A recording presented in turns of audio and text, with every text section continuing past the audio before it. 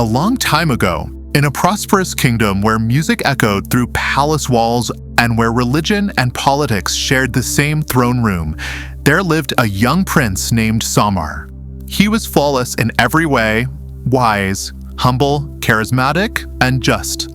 His presence in court was like the rising of the sun, steady, radiant, and commanding. But behind that clarity, deep within, there lay a kind of darkness. Prince Samar's life was divided into two distinct halves, one for the day and one for the night. In the day, he would sit with spiritual masters, discuss philosophy, and contemplate verses from Buddhist scriptures. People admired him as a man of restraint and reason. But when night fell, he would walk toward a small chamber in a quiet corner of the kingdom to meet a dancer named Chandralekha. She wasn't just beautiful, she was spellbinding. Her dance was a language in itself, one that spoke of hunger, pain, love, and rebellion. And Samar had become its most silent listener. Chandralekha's room was always dimly lit with flickering lamps. The shadows of her anklets danced on the walls, while the faint sound of a flute floated from some unseen corner, creating a dreamlike atmosphere. Samar visited her every night, watched her dance, spent time with her. Sometimes, he found himself lost in carnal desire. Other times, he sought a strange, invisible peace. But each morning, as he left, he carried within him a deep fatigue, a guilt, a quiet unrest that never truly left. One night, as the rain tapped gently on the rooftop and the flame of the lamp kept flickering, Chandralekha paused mid-dance. She slowly approached Samar and asked, "Do you love me?" Samar froze. The question felt like a door opening inside an old, damp chamber in his heart. He looked at her silently and then replied, "Your beauty? Yes. Your dance? Yes. But love? I don't know." Something in Chandralekha's eyes broke in that moment, but she only smiled faintly. It didn't last. A dry, aching silence filled the room. She said, "You come every night.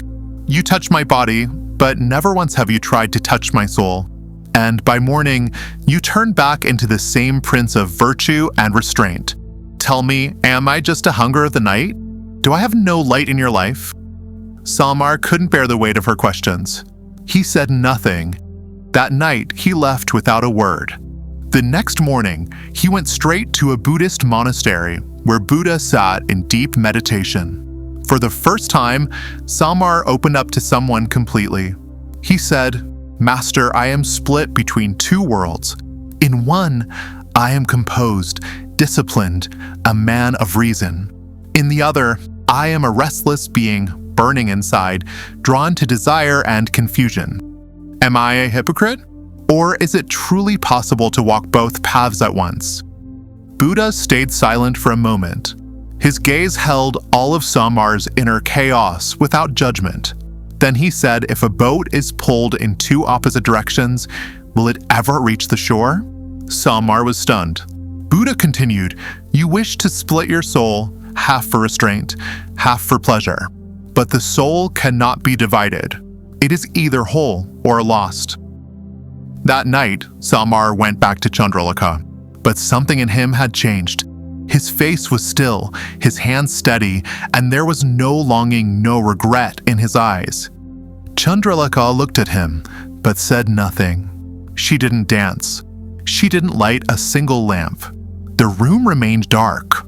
They both sat in silence for a long time.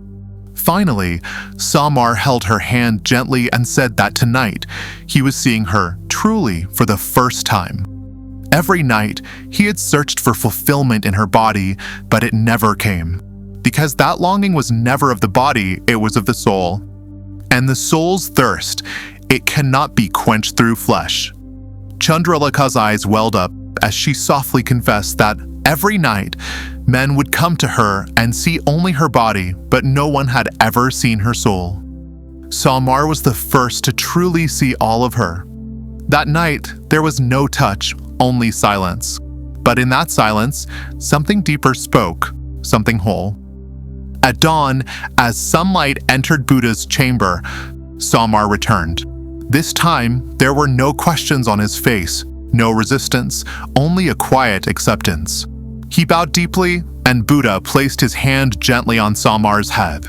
With a calm that seemed to echo through the walls, Buddha said that true liberation begins the moment one stops running from the conflict within and dares to face it, to look into it fully, without fear. In that honest seeing begins the journey back to peace. Inside all of us live two kinds of thirsts. One of the body, which is immediate, intense, tangible, but it fades quickly. And then there's the thirst of the soul, silent, deep, invisible, yet powerful enough to make us confront ourselves. Most of the time, we chase the hunger we can see, a touch, a smile, a fleeting moment of desire. But even when we get all of that, a strange incompleteness lingers, as if something essential is still missing. Buddha said, as long as you don't understand what you truly long for from within, you will keep searching outside, and every time, you'll return empty-handed.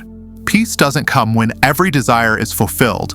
It comes when we finally recognize which desire is burning us from the inside, and which one is just a passing wave, temporary, directionless, and ultimately hollow.